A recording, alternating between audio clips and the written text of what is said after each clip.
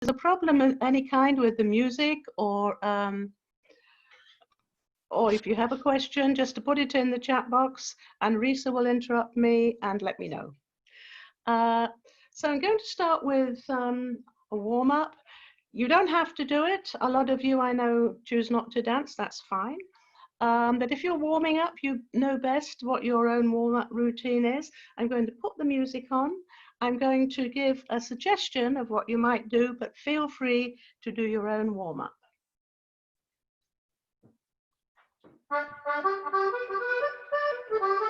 Okay, walking.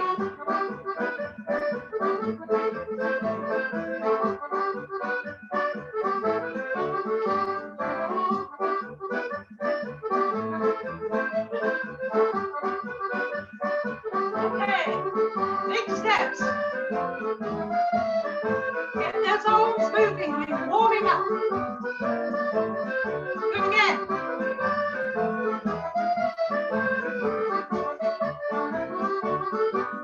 Turn your feet out. Raise up at the same time. Keep going.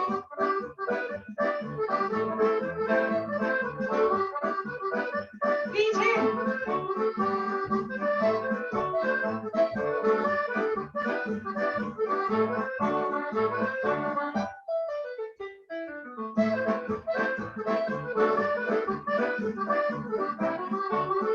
Walking again. Keep your arms good.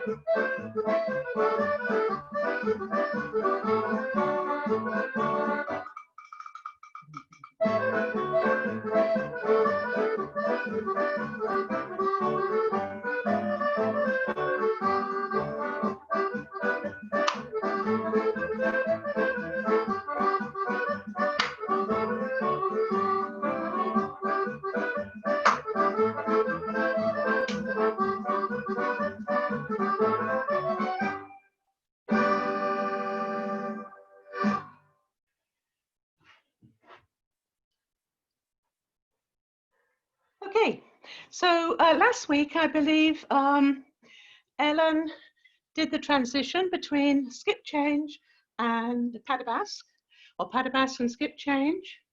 You're going to need it this week because we're going to do set and rotate. That's the formation we're going to work on this evening.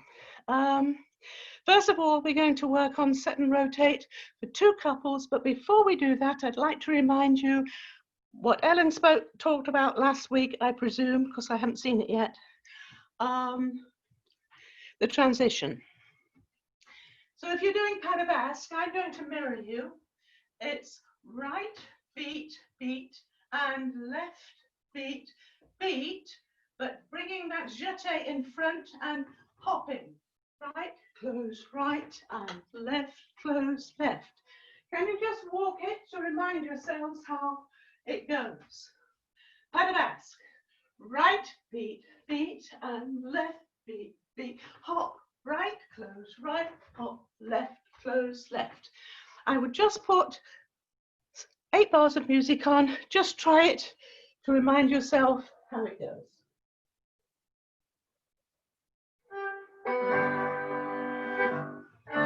Right, beat, beat, left, beat, beat, hop, right, hop, left. Right, beat, beat, left, beat, beat, hop, right, hop, left. Okay, so that's if you want to dance well, that's the transition you need. Don't forget the hop. So 2 couple, set and rotate. Chris, will you be my partner, please? I'm going to show you how it goes. We need those 2 bars of setting step and 6 bars of skip change. It's progressive, so we're first couple, we will finish in second place. It starts with first 2 couples. It's for 2 couples, this one. Take hands on the side and set on one. On the second bar, you're dropping hands and pulling your right shoulder back and facing clockwise round the set. You dance round one place and face your partners up and down. Now, first couple is on the ladies' side, Second couple is on the men's side, facing one another. You change places with your partner, and again, you chase one place, clockwise, and here you are. We have progressed. Second couple is above us, first couple is below. If you have a partner, or if you don't, would you walk it with me if you want to dance it? So we're going to set on 1, and pulling right shoulder back on 2. We're going to chase clockwise round on 3 and 4. We change places on the side, 5 and 6. And we chase one place further round, 7 and 8. And we've progressed. Okay, let's try dancing it. Yes, let's try dancing it. So to that set, again, we have Dave Weasler and Hanneke Castle playing for us. Different tune this time. So just listen to it for 8 bars and imagine yourself dancing that set and rotate, and then dance it once from where you are. You'll finish in 2nd place. Wait for 8 bars, dance it again from 2nd place. That's a bit of mental activity going on, ready to begin again. So here we go, listening for 8 bars. So we'll be set, right shoulder back and chase for 2. Change up and down and chase. Get ready to dance and set. Right shoulder back and chase for 2. Change up and down. Chase one place more. You're in 2nd place now. Just wait. 5, 6, 2nd place. Ready and then set. Right shoulder back and chase for 2. Change up and down. Change one place more. Okay. Sorry. Are there any questions, I wonder? Have we got any questions, Risa? Nope, no questions. Okay, great. So we're going to put that into a dance. And I think a rather nice dance for if you're dancing by yourself, or if you're dancing with a partner, but you don't have the other couples below. It's The Calm Before the Storm by Ian Boyd. I'll show you how it goes, and then you can walk it, and then we'll dance it. Excuse me. So it starts with a chase. First lady is going to dance a figure of 8 on the men's side, followed by her partner. Okay, she dances between 2nd and 3rd couples, below 3rd man. Her partner is following her. Up again through 2nd and 3rd couples, and back to original place. Now 1st and 2nd couples, that's right hands across, and left hands back.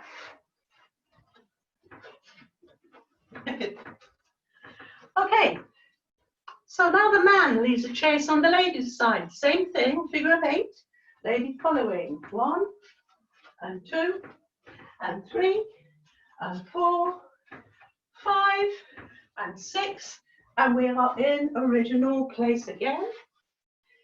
Now 1st and 2nd couples dance set and rotate to progress. So set 1, right shoulder back and chase for 2, change up and down on side, chase one place further round. Here we are in the order 2, 1, 3, ready to begin again. So you'll notice that 3rd couple did nothing except stand as posts, very essential posts. 2nd couple were only involved in the hands across and the set and rotate.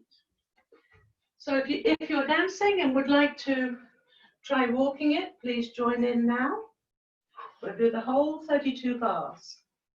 So starting with that chase, first lady, followed by her partner, goes between 2nd and 3rd man, below 3rd man, again through the sideline, and back to place. Now we have right hands across, left hands back. Then we have another chase. This time it flows into the man doing the chase. If you've got a partner, you can have a bit of fun with it. Or imaginary partner, you can also have a bit of fun. And then we're going to set and rotate. So we set, right shoulder back, and chase for 2, change up and down, and chase one place, other round. Okay, so I'm going to use some music by Dave and Hanneke. It's Arthur's Seat, and I think it has a slightly chasey feel. That's why I've chosen it. So I think we will, how many times should we dance it? Possibly 3 times. I will try dancing it 3 times. I hope you enjoy it. Here we go.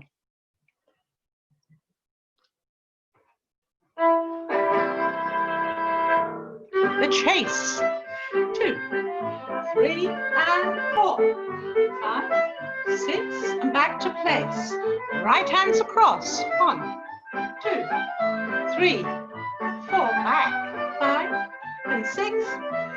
Now the man leads on 1, 2, 3, and 4, 5 and 6, and back to place. Set and rotate and set. And chase for 2, change up and down, chase, do it again, lady leading,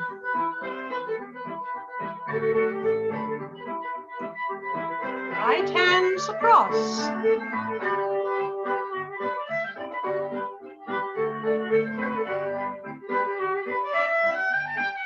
man leading,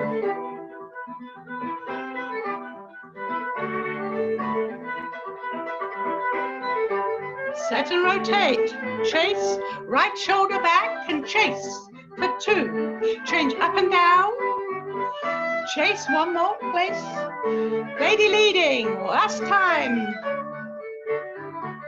5 and 6, right hands across,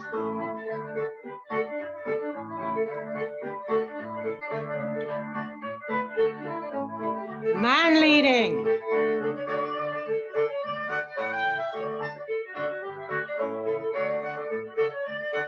set and rotate.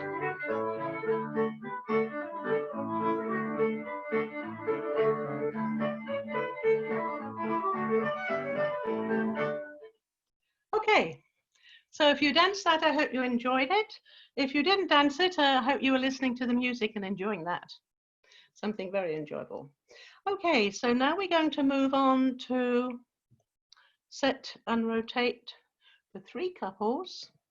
But before we do that, I'd just like to go over the transition from setting to traveling in Strathspey time. Of course, we're going to do Strathspey. So again, I will mirror you.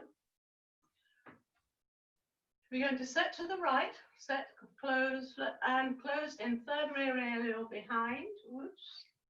Set to the left, and this time you don't close behind, but you pull the leg through and reach forward, ready to bend into the next traveling step. As you come through, as that pull through there, you're actually showing the sole of your shoe to the supporting leg. If you can feel that kind of feeling that comes, and it gives you that little impetus to go forward. So just try walking it. Just that transition. We're going to set, close, set, 3rd rear area, set, close, set, pull through and forward. And forward. Do it again. Set, behind, set, set, behind, set. Pull through, right, left, and left. Try it to music. I've got some Strathspey music here, played by George Michael. So try 8 bars if you have room. Set for 2, travel for 2, set for 2, travel for 2, just to get that feeling.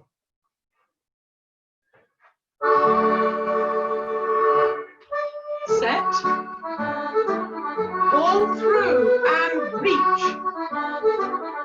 Set again.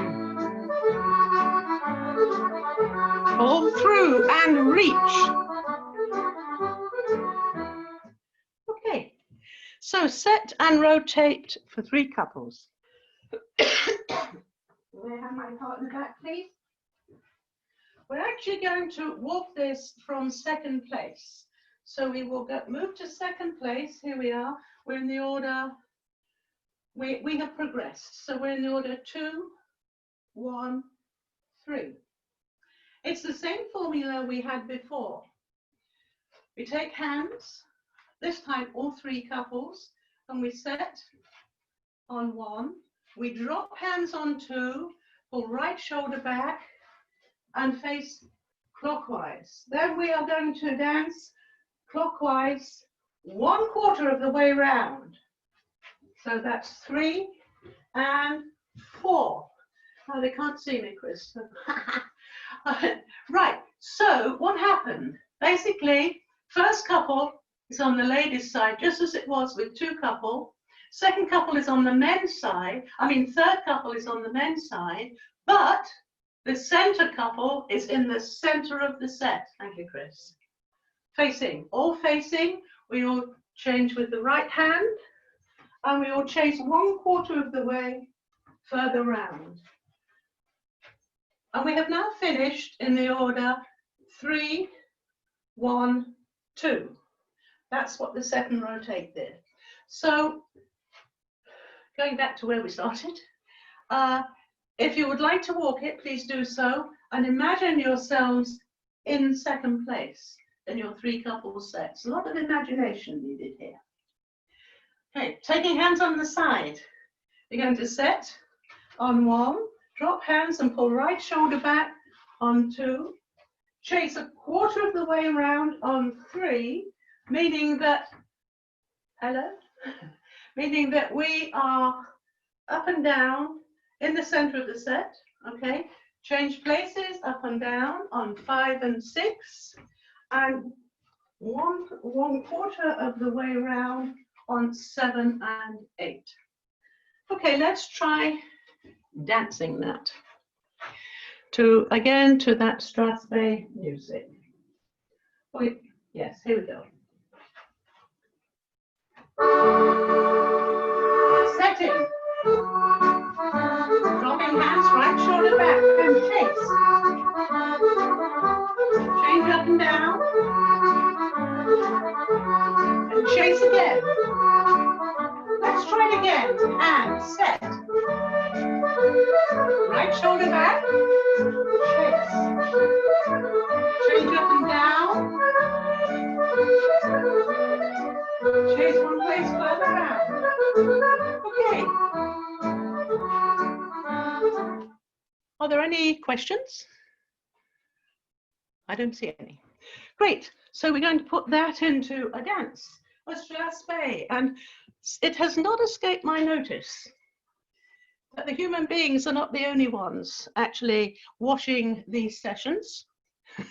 We also have a lot of feline attendees, and so in honor of them, I'm doing a dance by Holly Boyd. I think Holly may be watching, I'm not sure. Oh yes, I can see she is. Hello, Holly. And it's called Ye Olde Pussycat, which I think is very sweet. So I'll show you how it goes. It goes like this. First couple, right hand and right, lead down for 4 bars. Second couple, step up on bars 3 and 4, lead back, and finish back to back facing first corners. We set Strathspey to our corner, and we turn with 2 hands, once round, and finish back to back facing our second corners. We set to our second corners, again that transition, and turn with 2 hands and finish on the sidelines, lady facing up, her first corner, man facing down. Half a left shoulder, reel of 3 on the side, 4 bars, and then the corners stay where they are. First couple now dances a figure of 8, lady down, man up, to second place on own side. And here we are, ready for set and rotate for 3 couples. So we set, right shoulder back on 2, chasing round on 3 and 4, change up and down on 5 and 6, and chase on 7 and 8. Here we are. Okay, so please walk it in your imaginary sets. Back to top face, please. Okay, first couple, right hand in right, lead down the middle. For 4 bars, second couple step up on 3 and 4, lead back to finish facing first corners.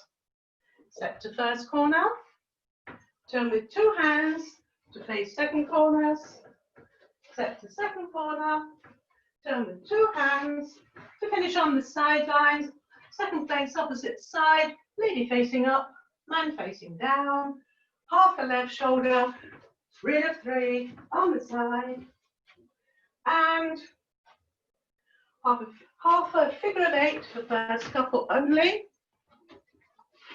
Notice that we're, because of those 2 half reels, we're now in the order 3, 1, 2. We get back by dancing set and rotate for 3. So set on 1, right shoulder back on 2, chase round on 3 and 4, change places up and down on 5 and 6, and chase 1 place further round on 7 and 8. Okay, so I think we can dance that.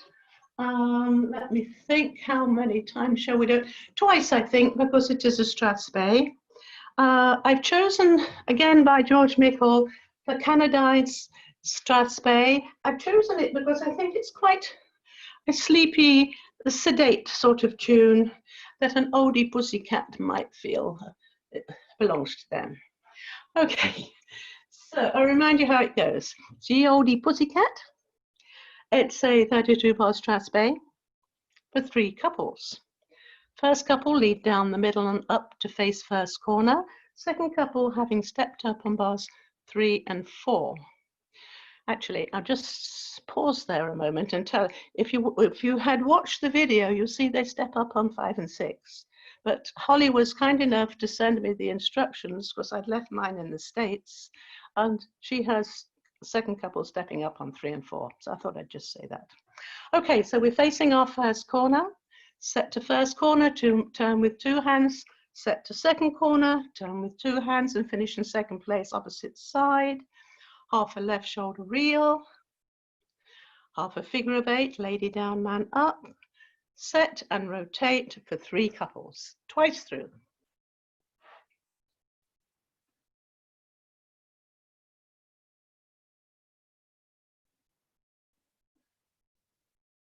Sorry, having trouble with the music. Here we go.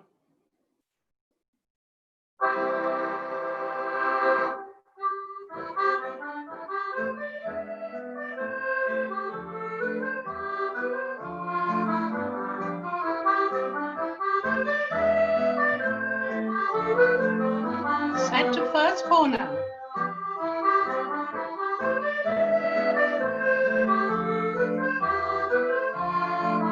Second corner set.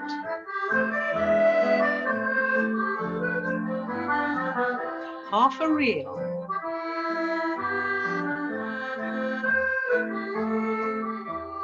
Half a figure of 8.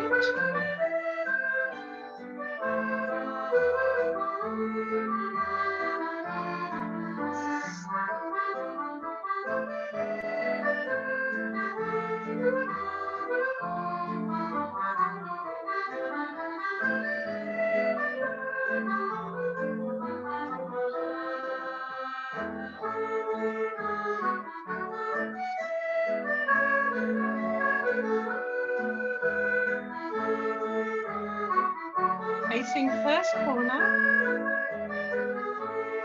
set and turn.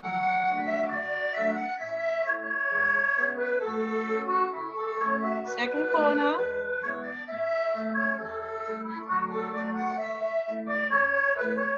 half a reel,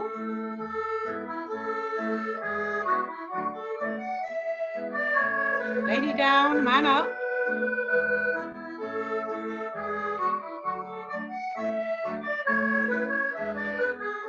Set and rotate. Set.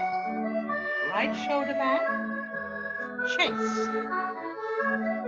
Change up and down. Chase one place more. Okay, I hope you enjoyed that and also the music.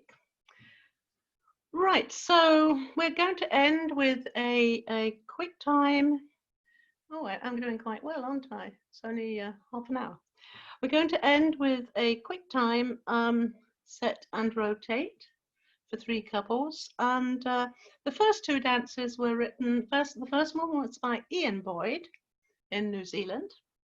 Hello, Shawen. And the second one was by Holly Boyd in Canada. So I'm wondering if there's any connection. Maybe there is in the dim and distant past. Right. The next one is by somebody called Ronald, and no connection to the Boyds there, I believe. And it's one of Chris's basic dances containing one more complicated formation, and it's called the Mulberry bush. So it's a quick time dance. Well, it can be all of Chris's formation dances that one of these years he will get round to putting on the web or something. They all can be danced either as a reel or as a jig or as a strathspey or as a medley, and we have done that too. It's simply a dance to get you thinking about the formation. So we'll show you how it goes here. It starts with first couple set and cast to second place as second couple step up. And then all 3 couples, 2, 1, 3, turn with the right hand once round and finish in the center in allemande hold facing up. So in the order 2, 1, 3. We have a 3 couple allemande. So that's out and wheel, 2's face down on 2, 1's face down on 3, 1's dance down on 4, you're in second place. Everybody is facing down in the order 3 couple allemande. Yeah, 3, 1, 2. Okay, in a line on 5, in and under on 6, retire halfway, and you're on the side. Okay, so what has happened? We have done a 3 couple allemande. That has put us in the order 3, 1, 2. We need to be in the order 2, 1, 3, and we achieve that by dancing set and rotate for 3. So we set on 1, right shoulder back on 2, chase round on 3 and 4. First couple is now in the center, just like we were with the previous dance. Okay, change places up and down on 5 and 6, and chase one place round, and that merges into a circle, 6 hands round and back. But if you're feeling if you're dancing by yourself, or even if you don't have a partner, if you feel a bit strange doing this, just do a little chase. That will be fine. Chase round for 4 and back for 4. Okay, so in your groups or by yourselves, if you want to dance, will you walk it with me, please? So we set on 1 and 2, cast to second place on 3 and 4, as your imaginary people step up. All 3 couples turn with the right hand into allemande hold. We're now ready for the next 8 bars. It's a 3 couple allemande. So out and wheel, top couple faces down, we face down, everyone is facing down at the end of bar 4, in a line on 5, in and under on 6, retire halfway, and we're on the side. That's the first 16 bars. Now we have to put them back in the order, put the dancers back in the order 2, 1, 3. So we set, right shoulder back, Change places up and down. We change one place clockwise further and merge into a circle or a little chase if you should choose, round and back. Okay, so we will try dancing that, and this time we're going to dance to Alistair Fraser and Muriel Johnson. Wonderful recordings they have done for us. And the tune actually I've chosen is Fair Jenny's Jig. We're going to dance it as a jig. So, and it's called the Mulberry Bush, and I think we can do it 4 times through. So I will remind, and you can choose which place you want to do it from. I'll remind you how it goes. It would be a bit of a challenge to try and do it from all 3 places. See if you can do that. It's the Mulberry Bush, a 32-bar dance of some kind. We're doing it as a jig for 3 couples. First couple will set, cast to second place, the second couple step up. All 3 couples turn with the right hand into Allemande hold. 3 couple Allemande, which puts you in the order 3-1-2. 3 couple set and rotate, which puts you in the order 2-1-3. And all circle 6 hands round and back. Okay, 4 times through. Here we go. Starting with a set. Okay, set. Cast, all right hand turn.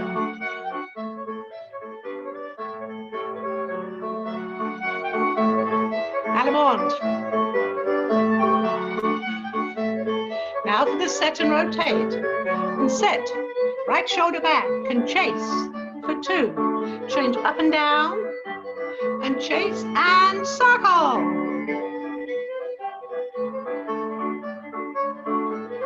Do it again from the place of your choice. First couple set and cast.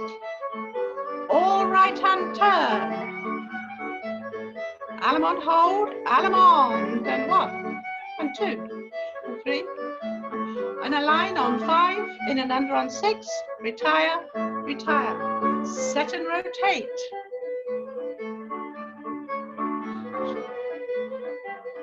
And circle.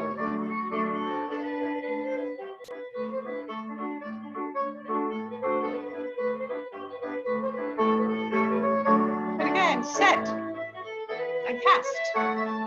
Right hand turn. Allemande.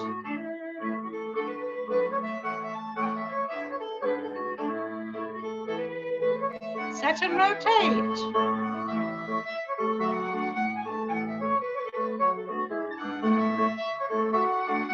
And circle.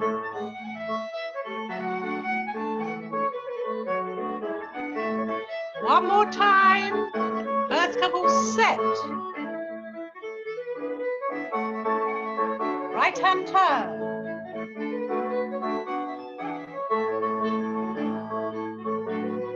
Allemande now. Now it's set and rotate.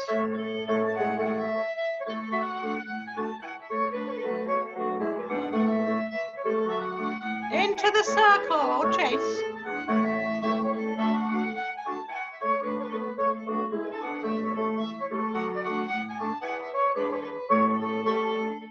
Okay, so I hope you are getting the feel, or if you are revising the set and rotate for 2 couples and 3 couples. I'm going to put on some waltz time music now. Again, it's Alistair Fraser and Muriel Johnson. You can sing along near the end if you feel like it. And at the end of it, Alistair Fraser says we have a party, which is great because we have. We've got Shelby going to tell us how to make a book, and I'm really looking forward to that. And then we have our social hour, which is such a critical part of our dancing.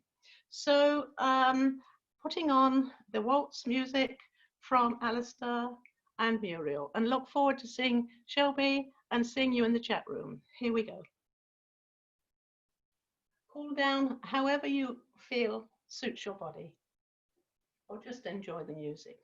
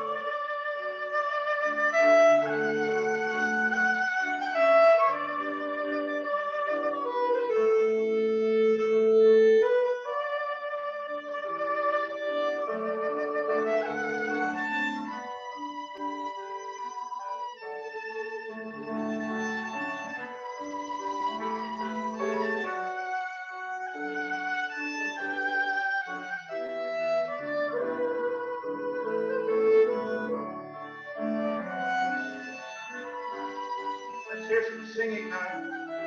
Here we go. Singing.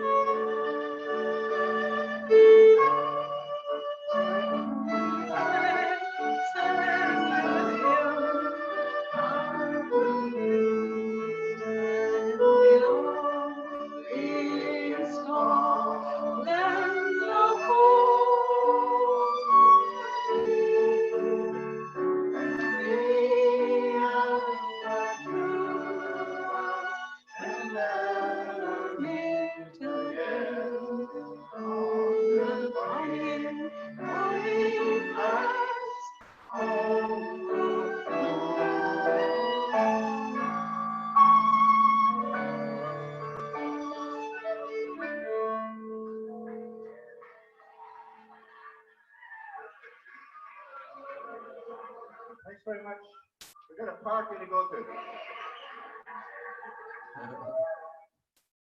Okay, over to you, Risa. All right. Now I will find Shelby.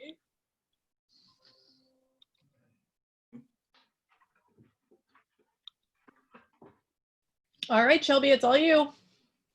Thanks, Risa. Still catching my breath. So I just wanted to talk to you guys about the hardcover book manufacturing process. I had to narrow it down because you didn't sign up for a 4-hour seminar. And it's really easy to find sort of information about, how to make your own hardcover book and sort of specialty art books and stuff like that. So I thought it would be fun to see sort of behind the scenes of large scale manufacturing of books that you would just find in like a regular bookstore, airport bookstore, sort of trade, we call them trade books for the general public. But before we get into the manufacturing process, we need to know some vocab. So here I have a jacketed hardcover book, just regular fiction. I'll just give you the rundown of what it's made out of. So first, from the outside in, we have the jacket. And it's just one sheet of paper, usually blank on the one side and printing on the other side. It has flaps. It has a front cover, back cover, and a spine. Moving in, we have the case of the hardcover. Sometimes you'll hear hardcovers called case bound or cloth bound. That's because this material around it is called the cloth. This is a one-piece case, meaning it's one piece of cloth going all the way around. They also come in 3-piece cases, and I think others, but those are the 2 most common. And usually there'll be foil stamping on the spine with the title and the author's name and the publisher's logo, but sometimes the other stuff going on too. Moving inside, we have the thicker paper here. It's the first page and what's pasted down to the case. That's the end papers or end sheets. And then sort of all the pages together minus the case is called the book block. And you also might see often these little threads across the top and the bottom. Sometimes they're one color, but often they're 2 colors and they match or complement the case cover color and or the jacket. And those are called headbands on the top or tail bands or foot bands when they're on the bottom. All right, so I'm gonna share my screen and show you guys some pictures of some huge machines. Give me a sec. Okay.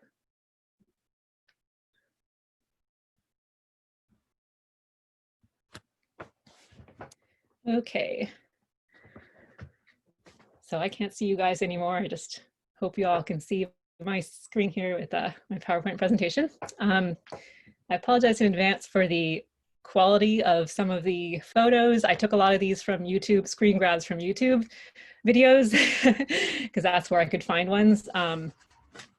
Not this one, obviously. This is a nice looking photo. But okay, so we start with the printing process itself of the interior. A web offset printer. Offset printing is one kind of printing, digital is another, but for a large volume of books, they're usually printed on a web offset printer. Web is the continuous roll of paper that you see, you see my cursor coming along here. It's not individual sheets, it's one big sheet of paper.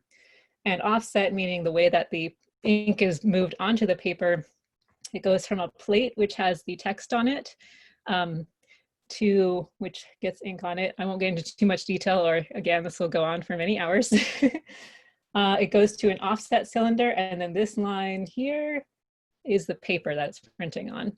In this diagram, it looks like it's only printing text on one side, but often it prints on both sides at once. That's called perfecting. The photo here of a web offset printer, you can see all this blurriness down here. That's just regular text running at a very fast speed. A little stat here. So offset printing is commonly used for print runs over 5,000 or 10,000 copies. And a high-speed web press can create 32,000 pages per minute. So after it's all printed on the paper, the pages are cut down into sheets. This illustration on the left is an example of one sheet of paper. It has multiple pages on it. There have to be in multiples of 4, but most often 16. So if you pull a book off your shelf, you can probably tell most of them will be a multiple of 16. Don't include the end papers in that, but do include all the other blank pages. You can see it's sort of a wacky numbering system when you look at it. That's because it would be folded up. And then the pages will be in order. The photos on the right, these are some signatures laid out here, but it looks like a cookbook. And this operator is checking out the print quality using a loop. And down here, you can see this is what the print looks like. It's made up of lots of little dots. So the next stage is the folding of the signatures. This is just an example of a machine that does that. Back here, you see flat sheets of paper. They go through this process and come out folded. These folded signatures are all the same signature, so it's all page 1 through 16 or something like that. So then they have to be collated into a book made up of multiple signatures, different signatures.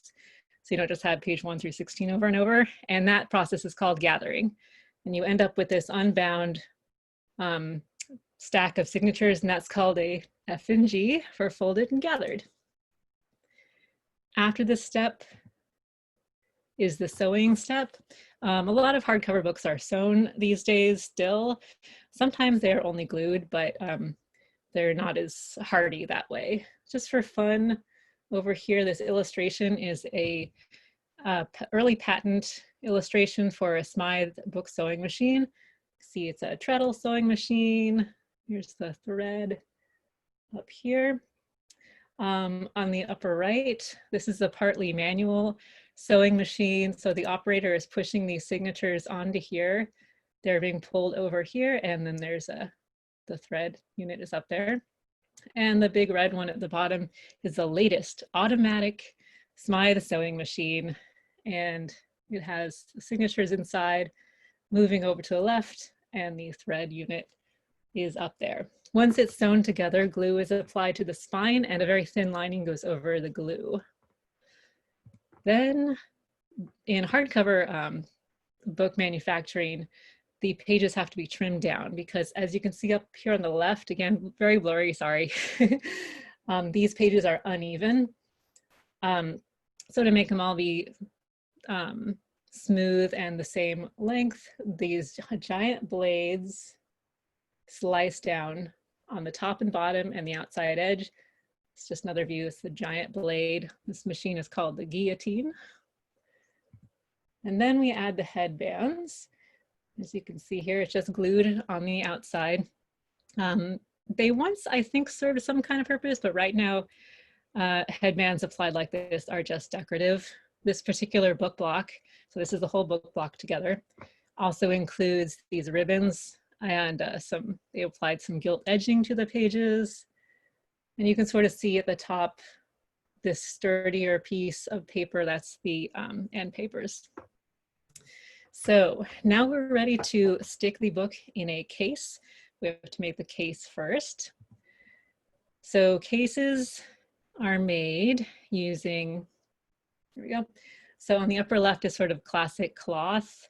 We call it cloth, but it's often special heavyweight paper or other synthetic material. And then, like I said, those are usually stamped with some kind of foil after the case is made. In the examples, the bluish examples, this is actually a printed case. So the case cloth is this pure white paper underneath instead of being a color like that. That's just because that's the only video I could find showing this process. What happens is the backside of the cloth or the case like this, printed case, is covered in glue, and then the cardboard is stuck down to it, and then the machine folds over the edges. So here you can see the final one with the front and back boards and the spine, and the edges are folded over. All right. So here's the casing in process. It's much easier to see when it's moving. So I will post you guys some videos at the end. So if you want to check out these machines for yourself, you can get a much better idea of how this works. Over here, you can see these are cases finished face down, inside facing down. Underneath, which you can't see, is the book block with the spine facing up. So they move together this way and then they meet up here. These white areas are glue. So the book block is pushed up between the glue. Glue is applied to the end papers only, and then the case is pushed down and they meet up here. So this is the case, you can see it, and that's the book block inside, the little white there, and everything moves up between these rollers, which smooths it down. And this third image is just another view. You can see this is the case, and there's the book block inside, and it'll move up, and the rollers will push down the outside of the case onto the end papers and glue it together. The last step in this particular process is putting on the jackets. I didn't go through the jacket printing process, but it is similar to the text printing, just on different machines. So it starts off on the right here. You see well, you can't see the book block is being covered here. It's held upright, and the cover edges are pulled down, and the jacket is underneath, moving up to meet it. And in this step, you can see the jacket flaps being folded over. This is the book block. The case edges are down here. So here's a bunch of links to videos where you can watch some of these processes happening. Also learn more about offset versus digital, since I skipped the whole digital part of it.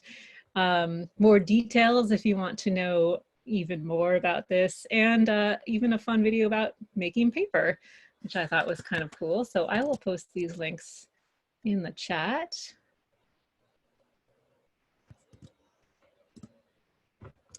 That was pretty much everything I wanted to cover. I hope I didn't go through too fast. If you guys have questions, let me know. I'm happy to answer them.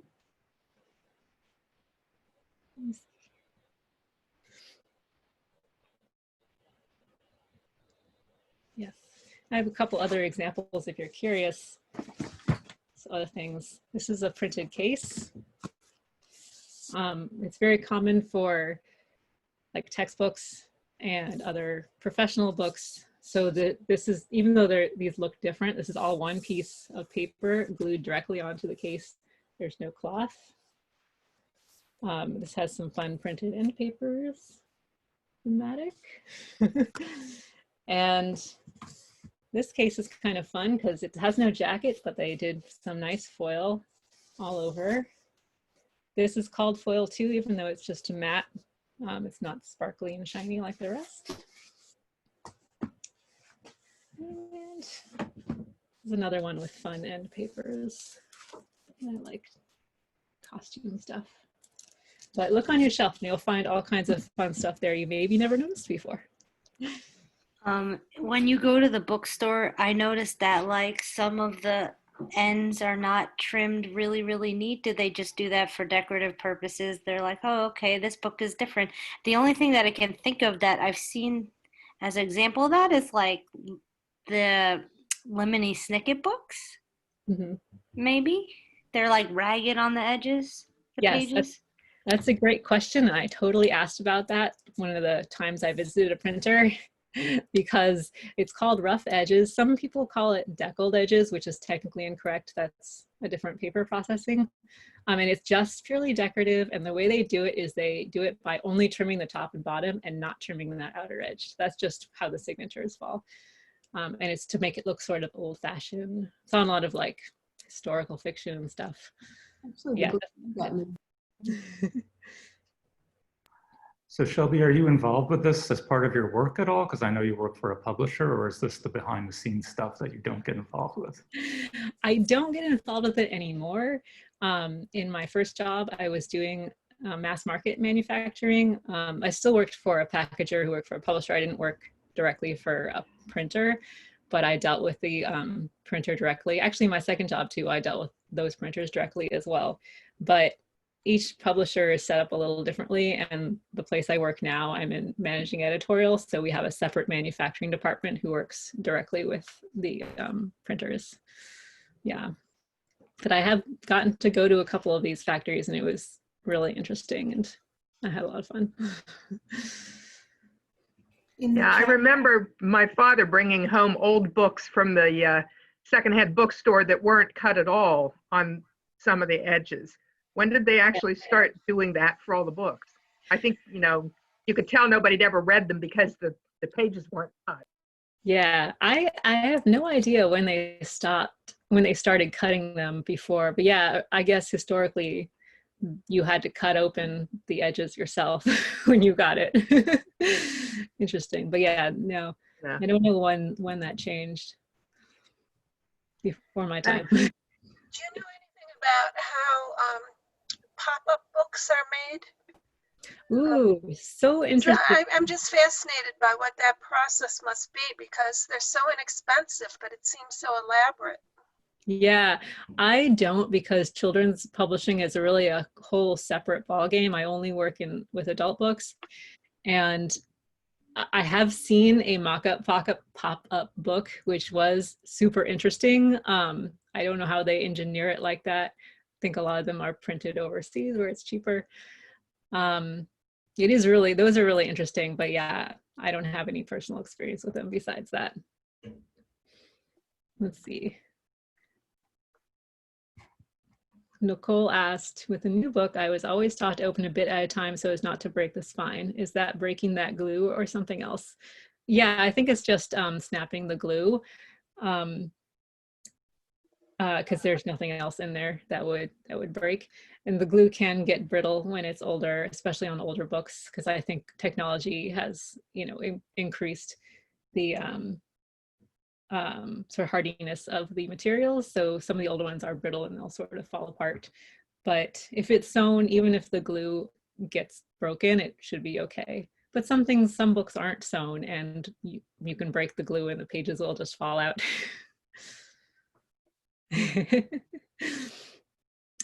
Yeah, I stopped being too precious about about keeping books in perfect condition when in my first job, part of my job was to rip the covers off.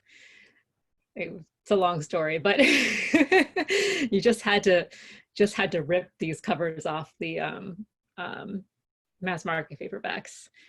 I just had to do it, so I got used to it.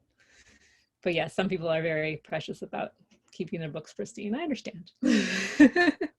That's to keep people from selling them as new, isn't it? That is what they do in stores. I did it as part of my job too. I had to give the cover flat back to the art department so they could use it to update it for later editions. But yeah, they do rip the covers off of mass market books rather than return the whole book block, because it's not cost effective to do that. That way they're proving that they threw away or recycled the actual book. Yeah, I guess they're doing it so they can get reimbursed for the copy without having, okay. Yeah, without having to actually ship those books back. Yeah. Yep. Yeah. All right, everyone. Thank you so much, Shelby. Next week. Oh yes, clapping. Yeah. Well, yeah. Give the unmuting for the clapping, maybe.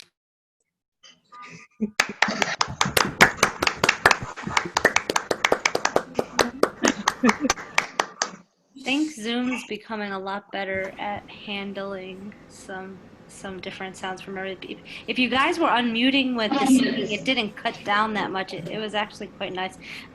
Thank you so much, Shelby. Next week we have Shawan with a Harry Potter quiz with something for everyone. So please join us. All right.